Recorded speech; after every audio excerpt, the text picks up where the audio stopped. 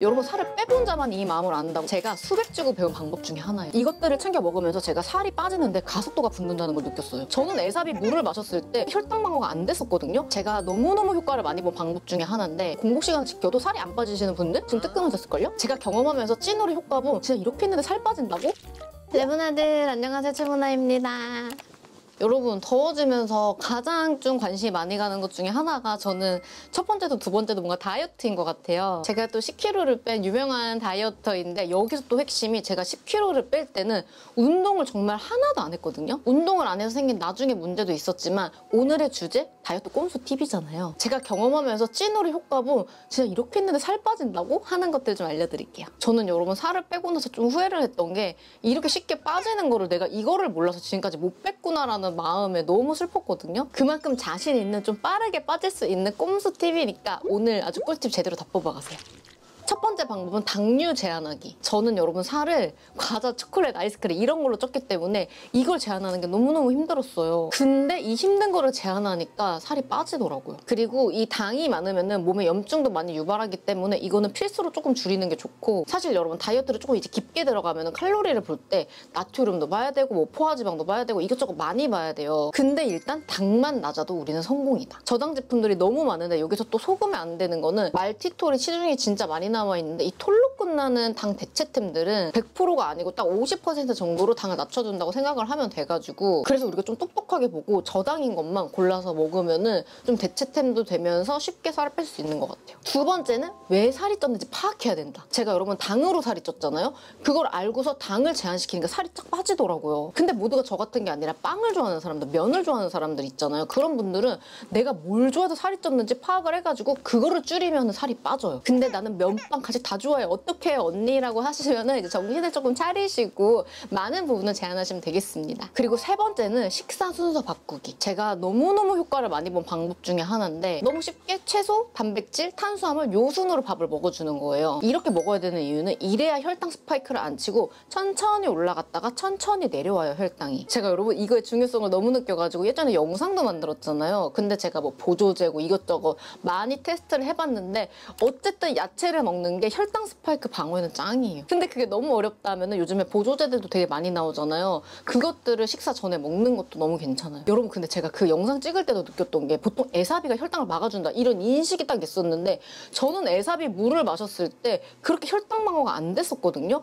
그러니까 내 몸에 뭐가 맞는지도 우리가 파악을 하는 게 중요해요. 모두 100% 내 몸에 맞을 수 없어요. 그러니까 나 다이어트 한다 하는 사람들은 혈당 패치 붙이면 한 일주일 가거든요. 그걸로 해가지고 저처럼 보조제도 먹어보고 야채도 먹어보고 똑같은 식사로 이렇게 좀 해서 나한테 맞는 게 뭔지 파악하는 것도 너무너무 중요할 것 같아요.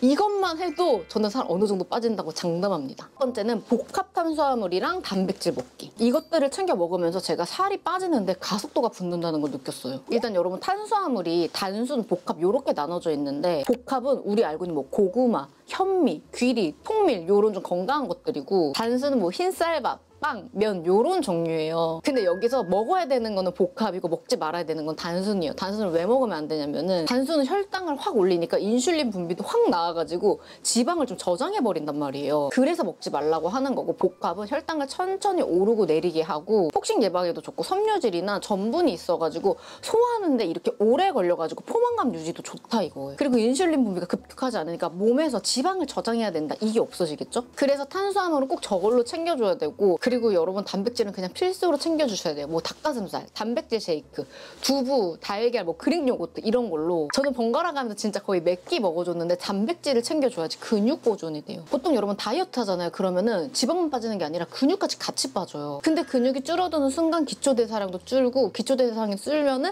살이 잘 안 빠지는 몸이 되겠죠? 제가 이거를 어떻게 느꼈냐면은, 요요가 오는 내 자신을 보고 내가 느꼈어요. 아, 내가 안 먹는 게 답이 아니었구나. 단백질을 꼭 먹어야만 지방만 빠지는 다이어트가 가능하기 때문에 최대한 몇 개 단백질을 꼭 챙기시는 거를 추천합니다. 그 다음은 공복 시간 갖기. 먹기. 여러분 이거 공복 시간 갖는 거 좋다고 많이들 말하는데 좀 확실하게 간단하게 왜 공복 시간을 가져야지 살이 빠져라고 하시는 분들 계셨죠? 쉽게 말하면 음식을 먹잖아요. 그러면 인슐린이 나와가지고 지방을 저장하는 모드로 이제 몸이 딱 바뀐단 말이에요. 근데 공복이 길어진다? 인슐린 수치가 낮아지면서 지방을 분해하는 모드로 바뀌어요. 그러니까 공복 시간은 체지방을 에너지로 쓰는 시간인 거예요. 보통 몸에서 탄수화물을 먼저 태우려고 하는데 공복 시간이 길어지면은 지방을 태우려고 한대요, 이놈의 몸이. 그래서 공복 시간이 중요하다 하는 건데 저는 16시간에서 17시간 공복을 가장 많이 했던 것 같아요. 저녁을 한 6, 7시에 끝내주고 그 다음날 아침 10시에서 11시, 길면은 12시까지 물 외에 거의 아무것도 안 먹는 거예요. 이게 여러분 근데 살이 빠질 수밖에 없는 게 아침, 점심, 저녁 다 먹는 게 아니라 아점 이렇게 먹고 저녁을 먹는 거기 때문에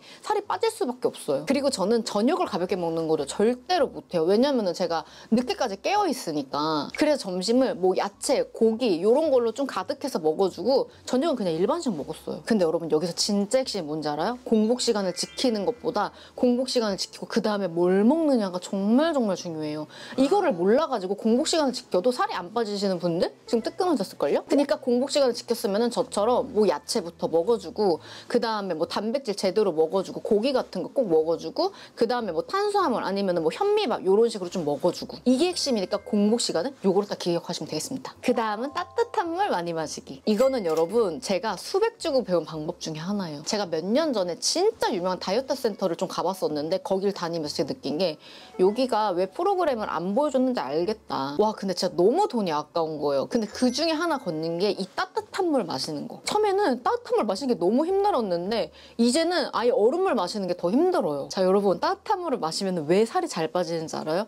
우리 몸은 온도가 1도만 올라가도 기초대사량이 확 올라요. 그만큼 몸이 따뜻하면 살이 잘 빠지게 되는 거예요. 그리고 속이 되게 편해지고 특히나 아침에 일어나자마자 아 마시고 이런 분들은 이걸로 바꾸잖아요.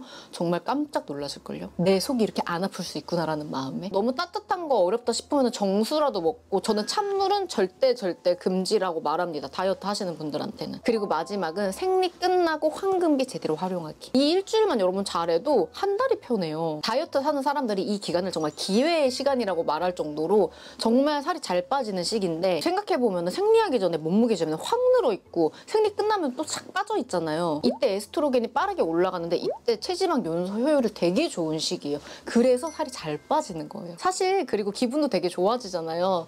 오늘 뭔가 제가 알려드렸던 식단을 이때 하시고 여기서 내가 조금 더 파이팅 하겠다 하면은 제가 운동하는 것도 인터벌로 어떻게 하는지 저 진짜 강한 운동 못 하거든요. 올려놨으니까 런닝머신 하는 거 그런 식으로만 하셔도 이 살 빼는 거는 과학이구나 이렇게 쉽게 빠지는 걸 못했구나라고 깨달으실걸요. 제가 여러분 지금 44에서 45를 1년은 지금 꾸준히 유지를 하고 있고 그 전년도에도 뭐 46에서 45 이렇게 유지를 했을 거예요. 근데 저도 사람인지라 1, 2kg씩 찔 때가 있잖아요. 그때 이런 식으로 타이트하게 좀 관리를 해줍니다. 레몬아들 10kg 뺀 유지어터인 제가 알려드리는 다이어트 꼼수 팁 재밌게 보셨나요? 오늘 뭔가 제가 좀 과학적인 얘기도 많이 했던 게 이렇게 한번 딱 생각을 하게 되면은 아 이래서 이렇다고 했지 해서 머리에 좀 잘 박힐 것 같아가지고 조금 무거운 얘기도 해봤는데 레몬아들한테 진짜 도움이 됐으면 좋겠어요. 모든 경험이 그렇지만 다이어트는 특히나 해본 사람만이 알아요. 이게 얼마나 간절하고 힘든지. 근데 제가 너무너무 효과 본 방법들이니까 레몬아들한테도 무조건 효과 있을 거예요. 오늘도 긴 영상 끝까지 봐주셔서 진짜 너무너무 감사하고요. 영상 재밌게 보셨으면 구독, 좋아요, 알림 설정 부탁드리고 제가 최근 댓글에는 최대한 답글 달도록 꼭 노력할게요. 요즘 여러분 진짜 몸이 너무 잘 안 움직여가지고 제가 댓글을 초반에만 좀 달고 많이 못 달았는데 제가 정신 차리고 꼭 쉴 때 레몬아들의 댓글에 최대한 댓글 달게요. 제가 근데 댓글은 진짜 거의 100% 다 본다고 생각하시면 돼요. 너무 옛날 영상 것들 빼면은. 오늘도 너무너무 감사하고 우리는 그럼 다음 시간에 더 재밌는 영상으로 또 만나요. 안녕.